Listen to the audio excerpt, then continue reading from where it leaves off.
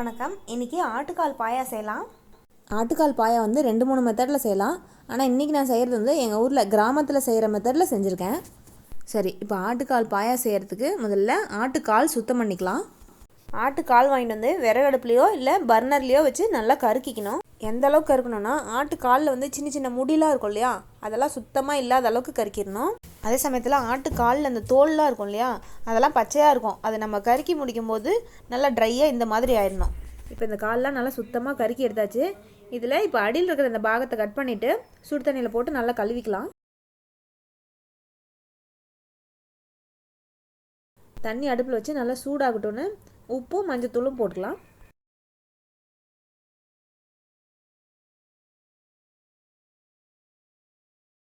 தண்ணி நல்லா சூடாயிடுச்சு இல்லையா, இந்த சமயத்தில் இந்த கருக்கி வச்சுருக்க கால் எடுத்து இதிலே போட்டுக்கலாம். இந்த 4 காலையும் இந்த சுடு தண்ணியில் போட்டு ஒரு 2 நிமிஷத்துக்கு அப்புறம் தீ அணைச்சிடலாம். ஒரு 5 நிமிஷத்துக்கு அந்த காலெலாம் நல்லா சுடு தண்ணியில் ஊற வச்சுட்டு வெளியே எடுத்துடலாம். சுடு தண்ணியில் போட்டு காலெலாம் நல்லா கழுவி எடுத்துட்டோம் இல்லையா, இனிமேல் இது சின்ன சின்னதாக நறுக்கி ஆட்டுக்கால் பாயா செய்ய ஆரம்பிச்சிடலாம். நமக்கு எந்த சைஸில் வேணுமோ அந்த அளவுக்கு நறுக்கி எடுத்துக்கலாம்.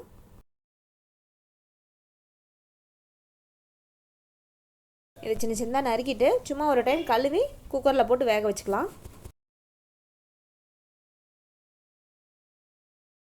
இப்போ இதில் நான் ஒரு 3 கப் அளவுக்கு தண்ணி ஊற்றிருக்கேன்.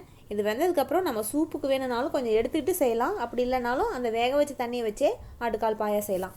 இதில் ஒரு 1/4 தேக்கரண்டி மஞ்சத்தூள், அப்புறம் ஒரு 1/4 தேக்கரண்டி சீரகம், 1/4 தேக்கரண்டி மிளகுத்தூள், ஒரு 1/2 தேக்கரண்டி உப்பு, இதெல்லாம் போட்டு குக்கர் மூடி வச்சு வேக வச்சுக்கலாம். இந்த கால் வேகிறதுக்கு தீயை மீடியம் ஃப்ளேமில் வச்சு ஒரு 1.5 மணி நேரத்துக்கு வேகணும். இது ஒரு பக்கம் வேகட்டும். நம்ம அதுக்குள்ளே ஆட்டுக்கால் பாயாவுக்கு மசாலா தயார் செய்யலாம்.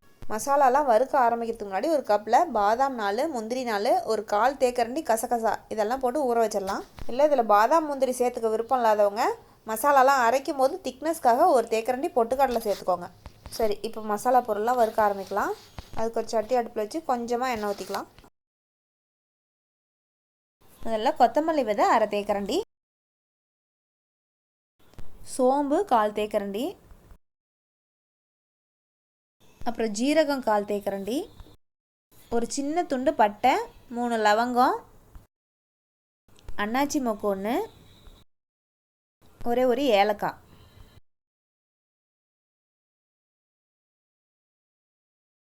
மிளகு ஒரு 1/2 தேக்கரண்டி. நான் இதுக்கு வந்து வரமிளகாய் சேர்த்துக்கல, ஏன்னா காரத்துக்கு வந்து மிளகும் பச்சை மிளகாவும் சேர்த்துக்கிறேன். கருவேப்பிலை ஒரு இனுங்க போடலாம். அப்புறம் காரத்துக்கு தேவையான அளவுக்கு பச்சை மிளகாய் போட்டால் டேஸ்ட்டு கொஞ்சம் டிஃப்ரெண்ட்டாக இருக்கும். இது நம்ம விருப்பம் தான். காஞ்ச மிளகா போடுறதுனாலும் போடலாம், இல்லைன்னா பச்சை மிளகாய் போடுறதுனாலும் போட்டுக்கலாம். ஒரு சின்ன துண்டு இஞ்சி, அதை சின்ன சின்னதாக நறுக்கி போட்டுக்கலாம். அப்புறம் ஒரு 10 பல்லு பூண்டு. இதில் சின்ன வெங்காயம் ஒரு கைப்பிடி அளவுக்கு போடணும். ஒரு தக்காளி சேர்த்துக்கலாம். இதெல்லாம் ஒரு 2 நிமிஷத்துக்கு நல்லா வதக்கி விட்டு தீ அணைச்சிடலாம். இதெல்லாம் நல்லா ஆறட்டும்னு மிக்சியில் போட்டு நல்லா நைஸாக அரைச்சி எடுத்துக்கணும். சரி, இதை ஆறட்டும்னு அரைச்சிக்கலாம். அதுக்குள்ளே குக்கரில் நம்ம ஆட்டுக்கால் வேக வச்சிருந்தோம் இல்லையா, அதை பார்க்கலாம். ஆட்டுக்கால்லாம் நல்லா சூப்பராக வெந்திருக்கு. இதை எடுத்து இனிமேல் நம்ம ஆட்டுக்கால் பாயா செய்ய போகிறோம். அதுக்கு முன்னாடி இதுலேருந்து கொஞ்சமாக சூப்புக்கு எடுத்து வச்சு ஆட்டுக்கால் சூப் குடிக்கலாம்.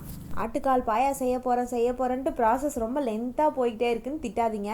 இந்த ஆட்டுக்கால் பாயா செய்கிறது கொஞ்சம் லென்த்தி ப்ராசஸ் தான். இப்போ உண்மையாகவே பாயா செய்கிறதுக்கு சட்டி அடுப்பில் வச்சாச்சு. சட்டி அடுப்பில் வச்சு நல்லெண்ணெய் ஊற்றி எண்ணெய் காயிட்டோன்னு கருவேப்பிலை போட்டுக்கலாம். கருவேப்பிலை பொரிட்டோம் 2 பச்சை மிளகாய் நீளமாக நறுக்கி போடலாம்.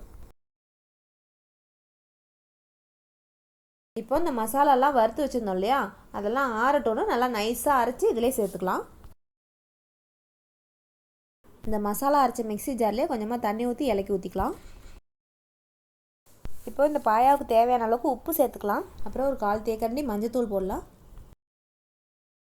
இதெல்லாம் நல்லா கலந்து விட்டு ஒரு 3 நிமிஷத்துக்கு மூடி வச்சிடலாம். நல்லா வதங்கட்டும்.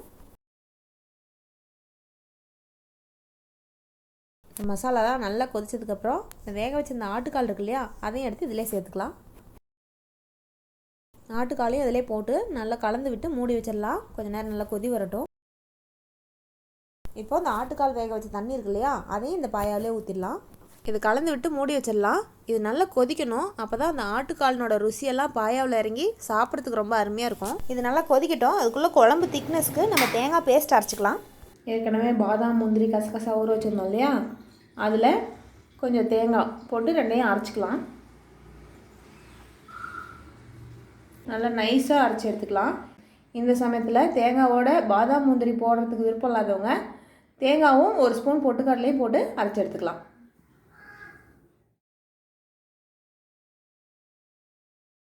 குழம்பு நல்லா கொதிச்சிருச்சு. இதிலே தேங்காய் பேஸ்ட் ஆட் பண்ணிக்கலாம். இதில் குழம்பு எந்த அளவுக்கு திக்னஸ் வேணுமோ அந்தளவுக்கு தண்ணி ஆட் பண்ணிக்கலாம். இந்த ஆட்டுக்கால் பாயா சாதத்துக்கெலாம் வச்சு சாப்பிட்ற மாதிரி இருந்தால் குழம்பு கொஞ்சம் தண்ணியாட்டிருக்கலாம். இல்லை இட்லி தோசைக்கெலாம் வச்சு சாப்பிட்ற மாதிரி இருந்தால் கொஞ்சம் திக்காக இருந்தால் தான் நல்லாயிருக்கும். அதுக்கு தகுந்த மாதிரி தண்ணி ஆட் பண்ணிக்கோங்க.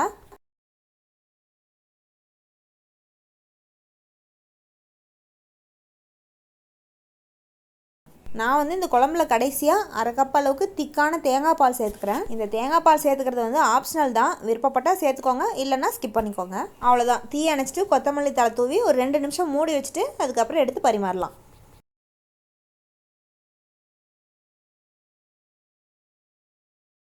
நல்லா சுட சுட கமகம வாசனையோட ஆட்டுக்கால் பாயாவும் ஆட்டுக்கால் சூப்பும் தயாராகிடுச்சு. இனிமேல் இதை இட்லி, தோசை, பூரி, சப்பாத்தி, சாதம் எதுக்கு வேணால் வச்சு சாப்பிடலாம்.